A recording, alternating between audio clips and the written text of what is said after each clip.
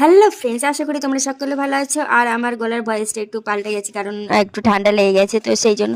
আর একটু দেখো, ঠান্ডার সময় তো দেখো বিয়ে বাড়ি পড়েছে সরস্বতী পুজোর দিনে, তো যাবো না করেই তো ছিলাম। তো যাই হোক, এখন না গেলে তো নই, তো যেতেই হবে। আর এই দেখো সব কিছু নিয়ে বসে পড়লাম, আমি রেডি হয়ে যাচ্ছি। আর চলো দেখো, এই যে শাড়িটা না, তো আমার বাপের বাড়িতে দিয়েছিল, তো মানে পুজোর সময় তো পুজোর সময় আমি একবারই পরেছিলাম, তো আবারও এই শাড়িটা পরে নিয়েছি। আর এখন তো আমি সাজুগুজু করে নিয়ে এলাম রেডি হয়ে। তো বন্ধুরা, যাবার কোনো মত ছিল না, তোমাদের দাদাভাই অনেক জোর করলো, তাই জন্য গেলাম। তো যাওয়ার পরেই দেখো আমি ভীষণ রাত হয়ে গেছিলো। তো রাত 10টা বেজে গেছিলো যেতে। আর এখানে দেখি গিয়ে সবাই তো এসে গেছে, আর বিয়ের কোণেও মানে রেডি হয়ে বসে আছে, দেখতে পাচ্ছে, খুব সুন্দর লাগছে, কিউট লাগছে।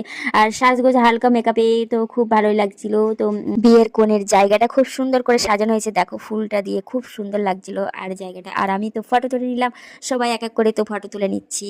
আর আমার রাত্রেবেলা হয়ে গেছে, আর খিদেও পেয়ে গেছে অনেক রাত্রে। তো যাই হোক, আমরা আগে যেতে পারিনি, তো এখন দেখো গিয়ে পকোড়া খাচ্ছি, আর কিছু খাইনি। এখন দেখো এখানে অনেক সাবস্ক্রাইবার আমার, তো সবাই দেখতে চাইছিল, সেই কারণে আমি গেছিলাম।